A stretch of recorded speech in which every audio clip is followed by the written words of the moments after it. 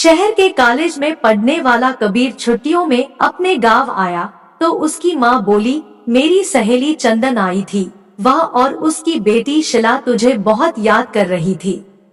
वह कह गई है कि तू जब गांव आए तो उनसे मिलने उनके गांव आ जाए, क्योंकि शिला अब तेरे साथ रहकर अपनी पढ़ाई करेगी। यह सुनकर दूसरे दिन ही कबीर अपनी माँ की सहेली चंदन से मिलने उनके गांव चला गया था। जब कबीर वहां पहुंचा तो चंदन और उनके घर के सभी लोग खेतों पर गए हुए थे। घर पर शिला अकेली थी। कबीर को देखकर वह बहुत खुश हुई थी। शिला बेहद खूबसूरत थी। उसने जब शहर में रहकर अपनी पढ़ाई करने की बात कही तो कबीर उससे बोला, तुम मेरे साथ रहकर शहर में पढ़ाई करोगी तो वहाँ पर तुम्हें शहरी लड़कियों जैसे कपड़े पहनने होंगे। वहाँ पर यह चुन्नी मुन्नी का फैशन नहीं है।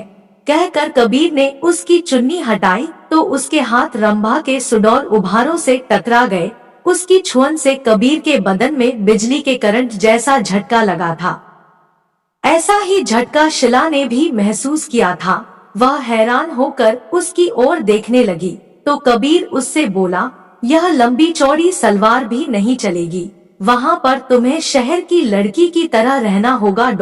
उनकी तरह लड़कों से दोस्ती करनी होगी। उनके साथ वह सब कुछ करना होगा जो तुम गांव की लड़कियां शादी के बाद अपने पतियों के साथ करती हो। कहकर वह उसकी ओर देखने लगा तो वह शर्माते हुए बोली, यह सब पाप होता है।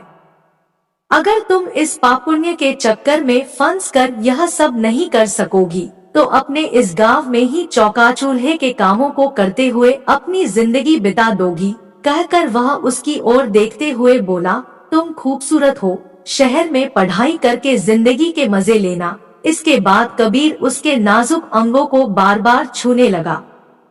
उसके हाथों की छुअन से शिला के तन बदन में बिजली का करंट सा लग रहा था। वह जोश में आने लगी थी। शिला के माता पिता खेतों से शाम को ही घर आते थे, इसलिए उन्हें किसी के आने का डर भी नहीं था। यह सोचकर शिला धीरे से उससे बोली, चलो अंदर पीछे वाले कमरे में चलते हैं। यह सुनकर कबीर उसे अपनी बाहों में उठाकर पीछे वाले कमरे में ले गया। कुछ ही देर में उन दोनों ने वह सब कर लिया जो नहीं करना चाहिए था। जब उन दोनों का मन भर गया तो शिला ने उसे देशी घी का गर्मागर्म हलवा बनाकर खिलाया। हलवा खाने के बाद कबीर आराम करने के लिए सोने लगा। उसे सोते हुए देखकर फिर शिला का दिल उसके साथ सोने के लिए मचल उठा।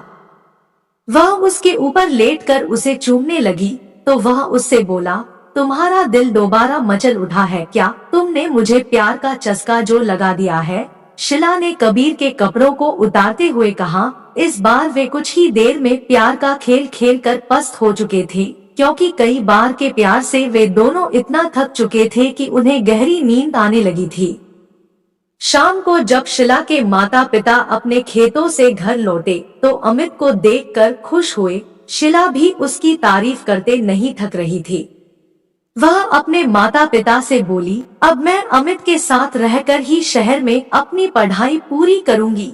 यह सुनकर उसके पिताजी बोले, तुम कल ही इसके साथ शहर चली जाओ, वहाँ पर खूब दिल लगाकर पढ़ाई करो। जब तुम कुछ पढ़ लिख जाओगी तो तुम्हें कोई अच्छी सी नौकरी मिल जाएगी, तुम्हारी जिंदगी बन जाएगी। फिर किसी अच्छे घर में इसकी शादी कर देंगे। आजकल अच्छे घरों के लड़के पढ़ी लिखी बहू चाहते हैं।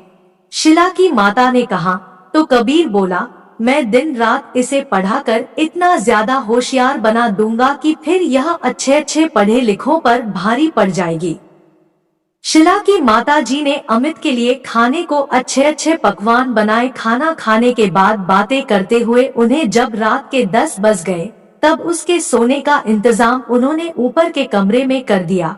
जब कबीर सोने के लिए कमरे में जाने लगा तो चंदन शिला से बोली, कमरे में 2 पलंग है, तुम भी वहीं सो जाना। वहाँ पर कबीर से बातें करके शहर के रहन सहन और अपनी पढ़ाई लिखाई के बारे में अच्छी तरह पूछ लेना। यह सुनकर शिला मुस्कुराते हुए बोली, जब से कबीर घर पर आया है तब से मैं उससे खूब जानकारी ले चुकी हूँ। पहले मैं एकदम अनाड़ी थी, लेकिन अब मुझे इतना होशियार कर दिया है कि मैं अब सब कुछ जान चुकी हूँ कि असली जिंदगी क्या होती है। यह सुनकर चंदन जी खुशी से मुस्कुरा उठी। वे दोनों ऊपर वाले कमरे में सोने चले गए थे। कमरे में जाते ही वे दोनों एक दूसरे पर टूट पड़े। शहर में आकर अमित ने शिला के लिए नए नए फैशन के कपड़े खरीद दिए, जिन्हें पहनकर वह एकदम फिल्म के हीरोइन जैसी फैशनेबल हो गई थी। अमित ने एक कॉलेज में उसका एडमिशन भी करा दिया था। जब उनके कॉलेज खुले तो अमित ने अपने कई अमीर दोस्तों से उसकी दोस्ती करा दी, तो शिला ने भी अपनी कई सहेलियों से अमित की दोस्ती करा दी। गांव की सीधी सादी शिला शहर की जिंदगी में ऐसी रम गई थी कि दिन में अपनी पढ़ाई और रात में कबीर और उसके दोस्तों के साथ खूब मौज मस्ती करती थी।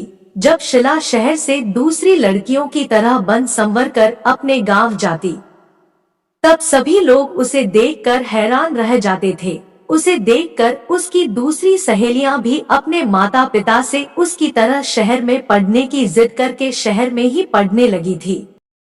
दोस्तों, इस कहानी के बारे में आपका क्या राय है? आप जरूर कमेंट बॉक्स में अपना राय दें।